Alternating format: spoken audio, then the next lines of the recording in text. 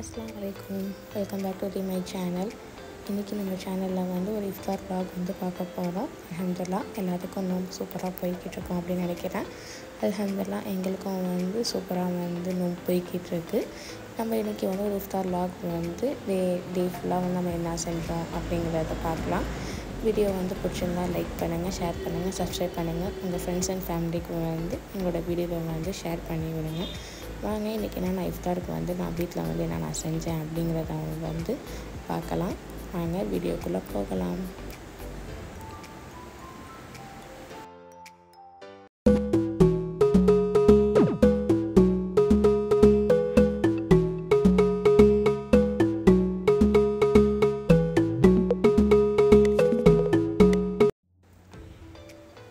First இஃப்தாரோட preparation அப்படின்னாலே நம்ம கடல் பாசி ஊற்றுறது தான். அது வந்து மதியான டைமிங்கில் வந்து நம்ம கடல் பாசி ஊற்றா தான் நம்ம இஃப்தாரோட டைமிங்கில் வந்து அதை உறைஞ்சி வரத்துக்கு வந்து கரெக்டாக இருக்கும். நான் அன்றைக்கி ஆஃப்டர்நூன் போல் வந்து கடல் பாசி வந்து காய்ச்சி வச்சிடுவோம். அப்படிங்கிறதுனால கடல் பாசியை வந்து ஒரு 3 கப் தண்ணியில் வந்து கடல் பாசியை ஊற்றி 3 டீஸ்பூன் வந்து நான் சீனி போட்டிருக்கேன். சீனி போட்டு இதை நல்லா வந்து கொதிக்க விட்டுருக்கேன். நான் இன்றைக்கி வந்து எந்த ஒரு கலரும் அந்த மாதிரி வந்து ஆட் பண்ணல. பால் ஊற்றி வந்து நான் கடல் பாசி செய்கிறேன். கடல் பாசி நல்லா கலைஞ்சதுக்கப்புறமா ஆஃப் பண்ணதுக்கப்புறமா ஒரு 1/2 கப் வந்து நான் வந்து பால் வந்து நான் சேர்த்துருக்கேன். இதோட அளவு வந்து நான் 3 கப்பு தண்ணிக்கு 1/2 கப் பால், ஒரு கைப்பிடி அளவுக்கு வந்து நான் கடல் பாசி வந்து போட்டேன். அதை போட்டு நல்லா வந்து ஒரு பிளேட்டில் வந்து ஆற வச்சுருக்கேன். நல்லா ஆற வச்சதுக்கப்புறமா இதை நம்ம வந்து மூடி வச்சிடணும். இது வந்து மத்தியான டைமிங்கில் வந்து நான் கடல் பாசி வந்து ஊற்றி வச்சுட்டேன். இப்போ அடுத்து வந்து வட்டலப்பாவை வந்து செய்கிறதுக்கு நான் 3 முட்டை வந்து எடுத்திருக்கேன். இந்த மாதிரி ஸ்டைலில் வந்து நீங்கள் வட்டலப்பா செஞ்சு பாருங்கள். அது ஒரு முட்டையோட ஸ்மெல் வந்து அறவே வந்து இருக்காது. இந்த மாதிரி ஒரு சில பேர் வந்து செய்யும் போது அந்த முட்டை ஸ்மெல் வந்து அப்படியே வந்து இருக்கும். ஆனால் வந்து இந்த மாதிரி ட்ரை பண்ணி பாருங்கள். கண்டிப்பாக உங்களுக்கு வந்து முட்டை ஸ்மெல் வந்து இருக்காது. நான் இன்றைக்கி 3 முட்டையை வந்து மிக்சியில் வந்து போட்டிருக்கேன். போட்டதுக்கப்புறமா வந்து சீனி வந்து எந்த அளவுக்கு உங்களுக்கு தேவையோ அந்த அளவுக்கு நீங்கள் போட்டுக்கோங்க. நான் சீனி போட்டதுக்கப்புறமா மாவு இருக்குங்க, டீ மாவு வந்து நான் 1 டேபிள் ஸ்பூன் வந்து போடுவேன். அதனால் அந்த போடுறதுனால வந்து உங்களுக்கு முட்டை ஸ்மெல் வந்து இருக்காது. அது வந்து கண்டிப்பாக நீங்கள் ட்ரை பண்ணி பாருங்கள். அதுவும் இல்லாமல் க்ரீமியாக வந்து இருக்கும். அதுக்கப்புறம் 1/2 கப் வந்து நான் பால் வந்து சேர்த்துருக்கேன்.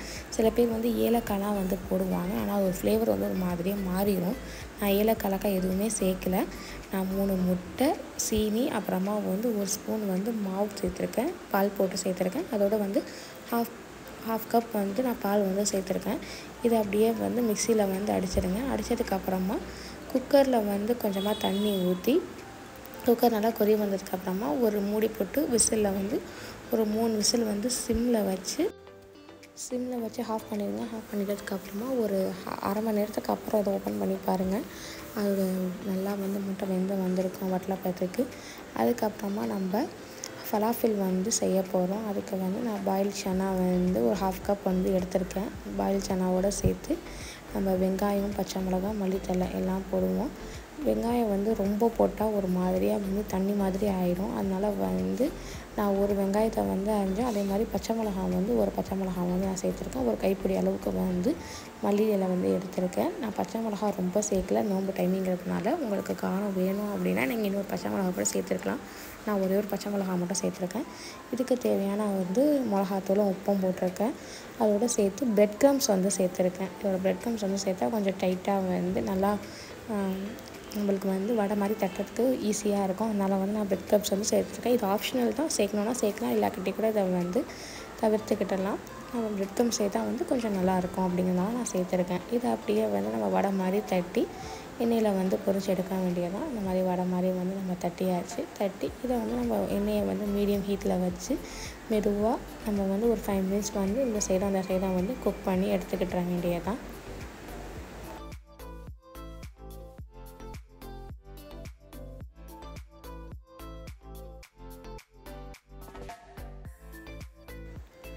இப்போ அதே மிக்சிலேயே வந்து நம்ம 1/2 வெங்காயம், அதுக்கப்புறம் 1/2 வந்து பச்சை மிளகா, அப்புறம் 2 மீடியம் சைஸ் வந்து தக்காளி வந்து எடுத்திருக்கேன்.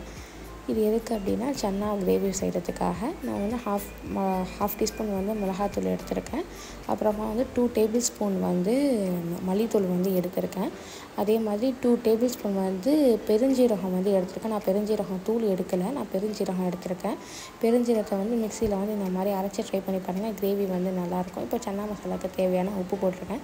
நான் உப்பு மட்டும் கொஞ்சம் கம்மியாகவே தான் போடுறேன். ஏன்னா நம்ம சன்னா மசாலா வேக வைக்கும் போது நம்ம உப்பு போட்டிருப்போம் அப்படிங்கிறதுனால நான் கம்மியாக தான் வந்து உப்பு போட்டிருக்கேன்.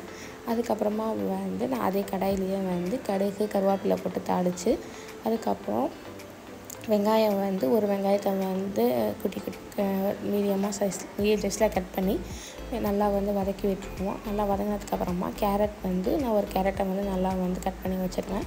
அதையும் போட்டு நல்லா வந்து எண்ணெயில் வந்து வதக்கி விட்டுருங்க. எண்ணெயில் நல்லா வதங்கினதுக்கப்புறமா நம்ம அரைச்சி வச்ச பேஸ்ட்டை வந்து இதில் வந்து சேர்த்துடுங்க. சேர்த்துட்டு இப்போ ஃபஸ்ட்டு வந்து தண்ணி ஊற்றக்கூடாது. தண்ணி ஊற்றும்போது இதை நல்லா வந்து எண்ணெயில் வந்து பரட்டி எடுத்து எண்ணெய் பிரிஞ்சு வர அளவுக்கு வந்து இதை வந்து நல்லா வந்து வதக்கி எடுத்துக்கோங்க.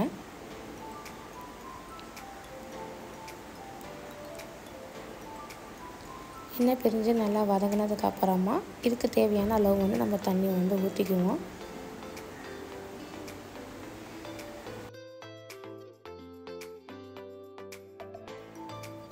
அதுக்கப்புறம் நல்லா மசாலா கொதி வந்ததுக்கப்புறமா நம்ம சன்னாவை வந்து இதோட போட்டு ஒரு 10 நிமிஷம் வந்து நல்லா கொதிக்க விடுவோம். கொதிக்க விட்டதுக்கப்புறமா மல்லி இலை போட்டு நம்ம ஆஃப் பண்ணிட வேண்டியதுதான்.